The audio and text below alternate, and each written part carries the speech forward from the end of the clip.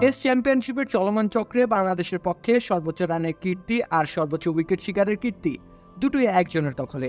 তিনি মেহেদী হাসান মিরাজ।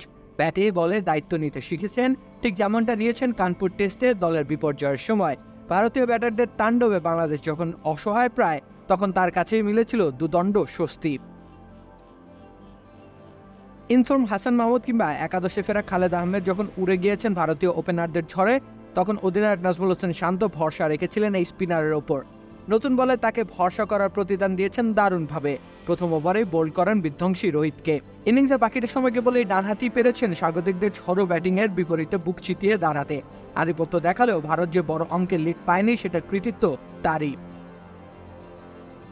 সুশাসন, সুদৃঢ় আর্থিক ভিত্তি, সুচিন্তা, সবার জন্য সিটি ব্যাংকই ভরসা। টি-20 ম্যাচে খেলতে থাকা লোকেশ রাহুলকে প্যাভিলিয়নে ফেরত পাঠিয়েছেন মিরাজ। রবীন্দ্র জাদেজা আর আকাশদীপের উইকেটও নিজের ঝুলিতে পুরেছেন তিনি। ইকোনমিক্যাল বোলিংয়েও কার্যকরী ছিলেন এই তারকা। বাকি বোলারদের প্রত্যেকেই যেখানে ওভার প্রতি 7-এর বেশি রান দিয়েছেন, এদিন সেখানে তিনি বল করেছেন প্রায় 6 ইকোনমিতে। উইকেট বুঝে, ব্যাটারদের মানসিকতা বুঝে যেভাবে বল করেছেন সেটা বাকিরা অনুসরণ করতে পারলে এতটাও চাপে পড়তে হতো না নাজমুল হোসেন শান্তর বাহিনীকে।